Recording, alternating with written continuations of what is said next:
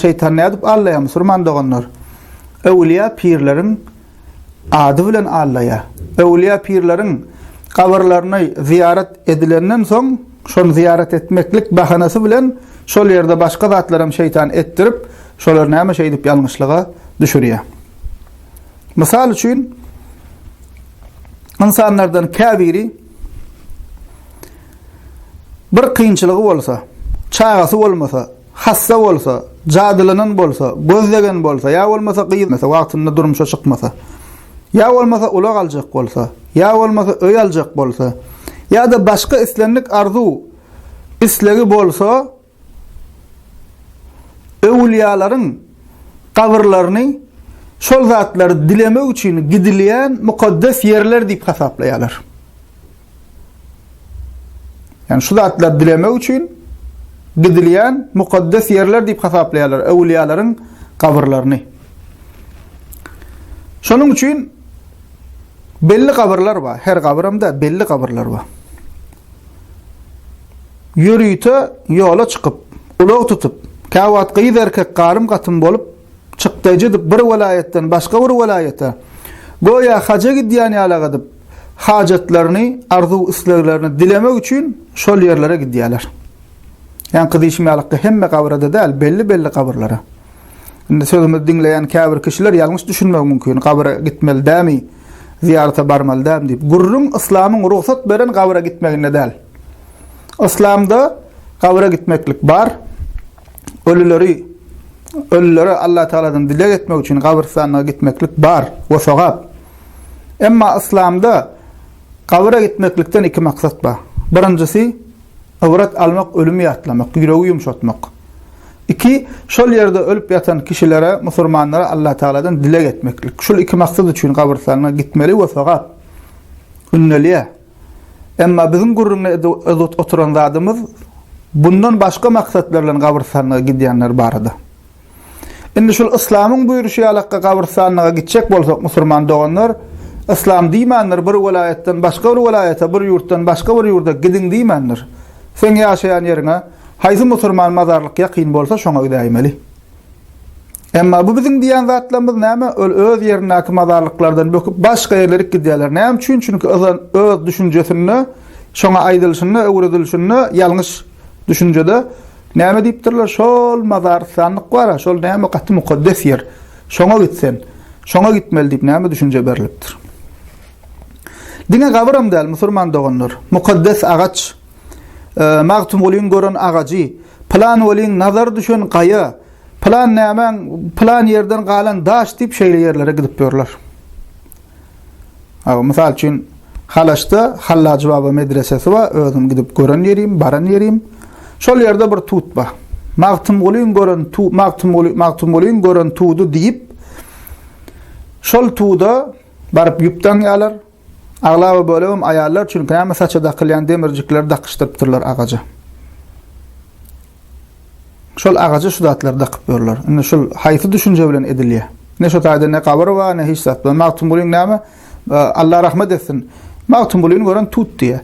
Yani dinne magtum bolýan ýa bir alymyň nazar düşen tuda gidip dileňi aýdylýar, şol ýerde bir arzuň bolsa edilýär, şol ýerde bir irmetmeli diýip bir nirde ýazylgy. Din şunu gollaýar, asla şoňa meňdeşler İslamyň buyrugymy, ýaşamanizmden galan datmy. Ýa bolmasa gargalada bir ýerde bir gaýan depesinde bir näme? Agaç baş oňdaşyna üýşüp oturup matadanyp, zatlanyp, şey dişdirip asly şol zat sen hem dinine ziyan, hem inancına ziyan, hem şol agaja ziyan. Agaja ýupdansaň oň ömrüni gysgaldyar, şahalar guramak bilen bolýar. Emma insan kellesini işletmese hem daşta görege ziyan berýär, hem özüne, hem imanyna, hem dinine ziyan berýär. Ol ýerlerini hapalap, şol agaç dur, başga da agaçlar bar. Emma şol agaça gidilýär. Näme şamanizmden galan zat. Käbir ýerlerde ýöne bir daş, şol daşa kellesini goýup dilek edip, Parawiýde misal üçin parawiýin garpyzymyş daşa urulyp durmuş diýip İslamda nirde ba şol plan ýerdäki şuňal daşlara goýup kellen goýup dilek etmek. İslam şuňal zatlar etmeli diýem ýa İslam şuňal zatları ýok etmek üçin geldi.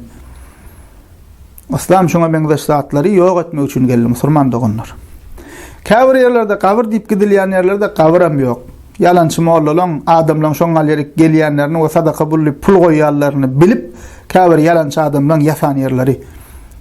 Daşary ýurtlarda, Türkiýede, Arap döwletlerinde kän şunday mazarlaryň ustaçyly. Gaziýalar hiç adam ýok. Ýa bir eşek gömüp goýupdyrlar ýa başga bir zat. Sonra musulmanlar ol ýerlere gidilenne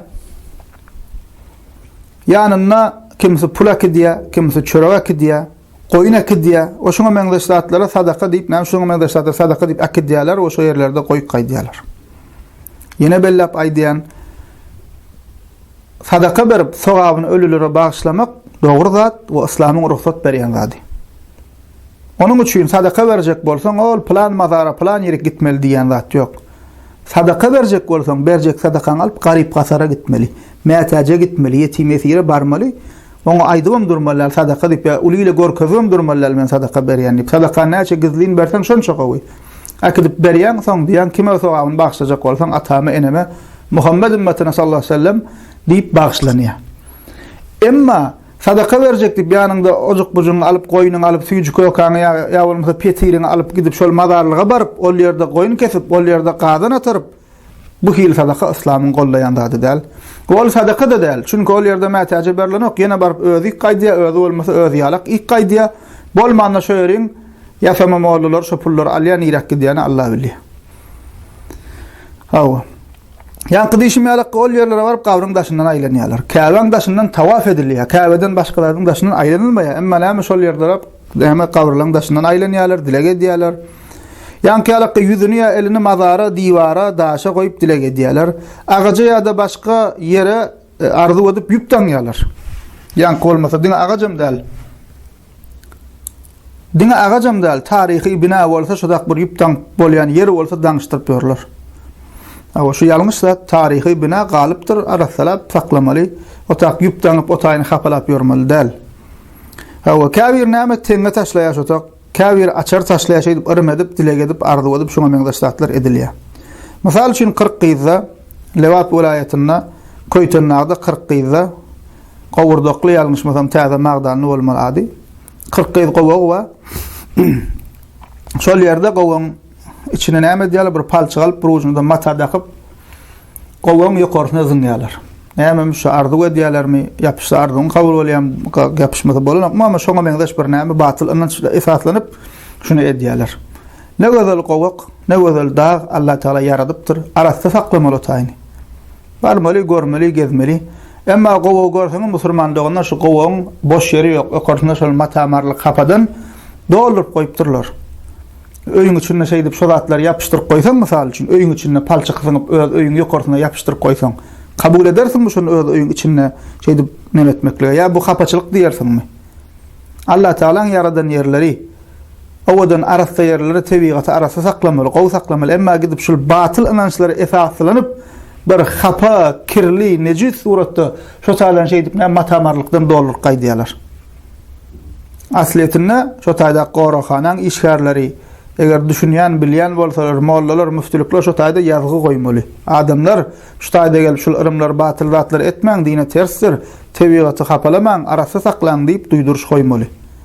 Köp ýurtlarda da edilýär, düşünýän, bilinýän ýerlerine şo zatlar edilýär. Emma barýan şeytan adamlar şeyler azdyrypdyr, hem özi ýalňyş zat edip gaýdýar, hem günah gadan gaýdýar, hem tebigaty şo taýda hapalap, kirledip bir nejis suratda o taýlaryny zaýalap gaýdýarlar. Hawa ya bolmasa käbir ýerlerde musulmanlar näme diýerler? Mukaddes taş, Käbeden gelen taş diýip eline goýýarlar. Taşa bu tarapda we para buýuda we şey diýip adamlar allap, ne ol taş Käbeden gelen, ne ol taş mukaddes. Hatta Käbedelim gelen bolsa eline goýup oňal batyllatlary inanmaklyk bolmaýa.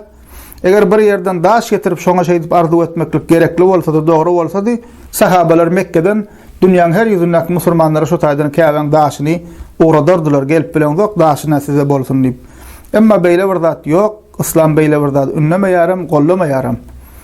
Halka allamak üçin edilen zat nämemiş? Iki elin başan barmagyny birleşdirip üstüne goýsaň, aýlaýarmyş, titrýärmyş. İslenlik bir zat eliniz birleşdirdi, telefonuny goý, telefonuňa aýlanýardy. Näme şuňa alaka batyl zatlar. Şol ýerlerde edilýär. Ya bolmasa Aýşanyň musulmandygyny öz gözüm bilen bu da görenim. Yıllar mundan şu wagt bamy ýokmy bilemek. Köne goýun garasynda adamlar ýatýar, kellesine de bir ýorgan ýapylýar. Soň diýibinde ýyldyzy görnýärmiş, bagtly bolýarmış, plan bolýarmış, falan bolýarmış diýip näme? Şoňa meňzeşatlar edilýär şol ýerde. Ya bolmasa ol ýerleriň, şu gidilýän ýerleriň duzuny, suwuny, alaja gözmonjugyny, dagdan ýüzerligini, otuny çöpüni mukaddes hasaplaýarlar. Otun çöpüni mukaddes hasaplaýarlar.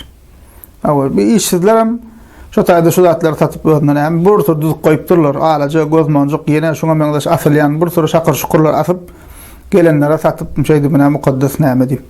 Plan ýeriň duzy, plan ýeriň duzy. Plan ýeriň duzy da balkanyň duzy dükanyna satylýar, getiribem şu tak goýup halka allap näme mukaddes duzy zat diýip şeýdi satýarlar. Musulman doganlar şul ýerlerde edilýän iň howply zat we iň erwet zat uluguna bolan şirk musulman doganlar. Şol ýere baryp çağa, şypa, bagyt ära çykmadyk gyýdylar. Berge watanlar rızk, pul, göne ölüň özünden dileýärler. Ya da dilep berdiýärler. Iň şol ýerde edilýän zatlaryň içinde iň ýamany, iň erwedi şol. Çünki adamy dinden çykarýar, imany puç bolýar. Näme üçin? Şirkin düşünürşi kefiyetlemesi atda dersimizde dinlemedikler dinlese düşünürler. Giň işleýin durup geçdik. Ýene gysgaça ýatlak geçdim. Allah Teala'nın elinde bolan zatlar bir Allah'ın özünden dilenýär. Bir Allah'ın özünden dilemeli. Bir Allah'ın elinde bolan zatlary. We doga dilek elin açyp dilemeklik, şu zatlaryny nämetmeklik özü ibadet. Edil namazyna hilek ibadet bolsa, şul hem näme doga dilek hem ibadet. Allah'ın elinde bolan zatlar Allah'dan gaýrysy sana berip bilmeýär. Şoň üçin bir Allah'ın özünden dilemeli. Dilep berdiýmegen bolmaýa, Kur'an we sünnetde Allah Taala diýmendir, menden bir zat dilejek bolsaňyz mazarlyga gidin. Şolaň üstünden dileň diýip Kur'an'da bir aýet hem ýok, hadiste de ýok. Beter bu Mekke müşrikleriniň edýän zadyny Kur'an habar berýär. Ey Mekke müşrikler, näme üçin bu ta çokunýaňyz diýsen, Allah bilen biziň aramyzdaky şefaatçiler diýip jogap berýän ekenler. Şoň üçin musulman doganlar şol ýerde edilýän iň erwet iş hem şul. Käbirler musulman doganlar pir hasap edýän kişiniň suratyny öýüne ýa-da ulagyna asyp bereket bolar, gözlenirler gorar diýip inanýar. Pirin suratyny asýar, şondan bereket geçse geçäýmeli diýe ýa bolmasa maşyna ulagyna asyp şonu gorajakdygyna we şoňa meňzeş batyl zatlar inanýar. Edil hristiýanlaryň öz ruhanylarynyň suratyny ýasap oňa ikona diýip atlanyrýarlar. Ors dilini bilişiňiz ýalakka şon öýlerine we näme ibadethanalaryny asyşlary ýalakka. Bunu en köp edýänler kimler? Şiigalar, Hazreti Ali'nin suraty, Hasanyň suraty, Husaýnyň suraty, Allah hemmesinden razy bolsun sahabalaryň. Şeýdip suratlaryny asýa, indi ýuwaş-ýuwaşdan şu zatlar biziň hem içimizde käbir jahil adamlar edip başlady. Mundan beter näme diýär käbirleri? Ötüp geçen pirler wa şolar diýär biz ýatan ýerimizden, ýatan ýerinden bizi görüp, eşidip, bilip ýatyr diýär. Yetiş diýsen yetişýär, gora diýsen goraya diýip bir Allah'a mahsus zatlary şolary ýönkeýärler. Yani nämemiş darda galsan, kynçylykda galsan şol pirler wa şolara yetiş ýa pirim, yetiş näme, gora diýsen goraýamyş, yetişýämiş. Şol wasyp bilen hemmesi bir Allah'a mahsus musulman dogan. Seni hemme ýerde eşdip oturan, sen gizliliğini, aşkaryny bilýän, tutuş insaniýet şu wagt ýer ýüzünde bar bolan 8 milyar diýerler. Mundan öňkü geçenler, mundan sonra kıyamet geçenler geljekler. Şu mahlukat yaradylandan bäri insan, jin hemmesi üýşüp bir gezekde Allah Taala'dan bir zat dileseler, Allah Taala şolaň hemmesini bir gezekde eşidýärem. Bir salymyň içinde hemme dilegini kabul etmekle kadir. Rabbul alamin. Biz şol Rabbul alamine ibadet etmeli, şundan dilemeli. Emma sen gelip näme diýen, ol men pir eşdiýä, goraya, ya pirim yetiş, ya pirim näme diýsen, Allah'ın wasbyny şoňa ýönkedin bolýar. Hemme zady her ýerde bilmek, yetiş diýsen yetişmek, diňe Allah mahsus ol. Ne peýgambere mahsus, ne başga bir zada mahsus. Emma şoňa da inanıp berenler bar musulmanlar. Şoň üçin başyna kynçylyk gelse bul kişiler birinji bilen Allah diýen ok, pirini çagyrýar. Hatta käbirleri gitmedik mazary ýok. Şoňa meňzeş ýalňyş zatlaryň edilýän ýerlerine gidip aýlanyp çykypdyr. Mescide gidip gördüňmi, insan kıda kaçan mescide gitdiň diýsen ýadyna düşenok, juma baranok, asla mescide barmaýan, emma şuň alaka ýerlere aýlanyp çykypdyrlar. Näme musulman doganlar? şul kabirstanlykda edilýän ýalňyşlyklar. Etalap bellep aýdasym gelýär käbir musulman doganymyz ýalňyş düşünmek mümkin. Birinji, hakyky alim, öwliýa adamlary gowurmak, olar sylamak imanymyz, akydamyz şol biziň musulmanyň ynanjy. Hakyky öwliýa alim adamlary gowurmaly we sylamaly we söýmeli. Öwliýa adamlaryň keramaty hak. Emma öwliýalary ilahlaşdyrmaly däl, hudaýlaşdyrmaly däl. Allah Taala'nın sıfatyny olara ýönkemäli däl hristiýanlaryň edişýälakka. İkinji musulmanlar onlar sadaka edip sogawyny ölülere bagşlamaklyk biziň akydamyz ähli sünnetiň ynanjy şol. Kim şol bolanok diýse şol adam dogry ýoldan azan hasaplanýar. Emma sadaka näme we kime bermeli we nähilek edilmeli şoňsyny gurrun. Musulman dogan sadakaň bolsa plan mazara, plan gawra akitmeli däl. Sadakaň birinji bilen sadaka ady üstünde. Sadaka kime berilýär? Mätäje vermeli, garyba vermeli, yesire, yetime vermeli, maýyp müjribe vermeli. Ol gawra akitip botaýlap döküp gaýtmalar, onu soňam näme bolsa bolsun mene berdim diýip. Öz eliň bilen akitip şol mätäje tapyp özüň bermeli. O da men sadaka berýän zat diýmegim gerek. Niýetiňde sadaka ber, sogawyny hem ölülere bagşlamak dogry da. Ondan ataňa, babaňa, ölen ýetenine bagşla, umman Muhammed ümmetine bagşla, ol her kimiň öz işi. Şol hem dogry da. Emma biziň bu edýän işimiz ýalňyş gabyrlaryň başyna baryp gazan atarmak, zat etmek bu ýalňyş zat musulman doganlar. Mekke müşrikleri hem şoň zatlar edýän ekenler. Butlaryň ýanynda ýa bolmasa belli ýerlere gabyrstanlyklara baryp belli böyle ölküden adamdan kabirden barıp düýe goýun zat öldürýän ekenler. İslam gadagan edýär kabirstanlyk ady üstünde otady iýiçilýän, naharilýän, gadan atyrylýan ýerdel. Awa şol bir ýalňyşlyk musulmanlaryny bellep aýdan sadaka bermek, öle sawabyny başlamak dogry zat, sadakany mätäje bermeli, ol ýerlerde gadan atyrmak dogry zat däl. Üçüncü husus musulmanda onları ýene bellep aýtjak. Kabir ziyaretine gitmeklik. Kabira gitmeklige İslam ursat berýär. Peygamberimiz sallallahu aleyhi ve sellem hadisinde diýär. Hakimde geçýär Enes radıyallahu anh rivayet edip aýdýar: "Ala fazuruha fa innahu yariqqul qalba ve tadma'ul ayna ve tufakkirul ahire." Muhammed sallallahu aleyhi ve sellem diýär: "Ey ümmetim diýär, kabirstanlyga gidin" diýär. Näme üçin gitmeli ya Resulallah? Diýär: "Fa innahu yariqqul qalba." Çünkü diýär kabir ziyareti, kabire gitmeklik ýüregi ýumşadar diýär. Tadma'ul ayn, göze diýär ýaşaýlar, we tuzakkirul ahire we ahireti ýatladar diýär. Näme üçin ýüregi ýumşad diýär? Gidýän ahireti ýatlaýan şu ýatanan bir benne men alak diplom diýip, iş diýip, pul diýip, dolar diýip, ýene diýip başga bolup baran adam öllü gitdi ana tünmek bolup ýatyr. Menem ölmeli. Ha, ahireti ýatla diýär. Näme üçin? Mundan soňra bar, bundan gutarmaýa. Kabir soragy bar, kabir jogaby bar. Namazyňdan soralýan, hak hukukdan soralmaly. Ene taňa nähilek seretdiň. Hemme eden işine yeke jogap bermeli. Ondan soň mizan bar, sırat köprüsü bar, mahşer meýdany bar. Men Allah'ın söýen bendeleriň tarabynda bolarmy, peýgamberiň tarabynda bolarmy, ýa peýgambere düşmanlyk edenden tarabynda bolarmy? Şu zatlary ýatlamaly musulmanlaryň kabira baryp. Kabira gitmeklikden iki san maksat var. Biri şul aýdyp oturanmaz. İkincisi Allah Teala'dan ölüler için dilek etmeli. Ey Allah'ım şulun günahsyny bağışla. Ve Peýgamberiň sünnetde öwreden doga dilegini aýtmaly. Yani Allah Teala'dan dilek edip şolara magfiret we bağışlanma dilemeli. Ine şul iki maksat var kabira gitmeklikden. Şul maksatlar bilen gitmeli. Emma bundan başka maksatlaryny gidip ýan kısanan zatlarymyz we bundan başka zatlar etmeklik sogap kazanmak däl, baryp dinini çykyp gaýdýan otak baryp şu zatlar etsen. Hususan şirke etsen. Ya da günah galan gaýdýan. Emma gynansak da biziň adamlarymyzyň bir bölegi otak gidip ahireti ýatlamak anarda dursun. Ýene gidip öderdi bilen maşin ber, är ber, pul ber, näme ber, şuňal zatlar bilen gidýärler. Musulman doganlar şul zatlar şul hurafa bid'atlardan dinne yeri yok. Kavir şirke sebep bolýar. We şeytan adamlar şol ilkinji but paradlyň emele gelişinde ewliya pirleriň adyny ullanýarlar. Şuň kuna hem adamlary şu zatlar bilen Allah'a dikkat edelim, onu söyleyelim, Allah'ın musulmanlar. Elhamdülillahi Rabbil alemin.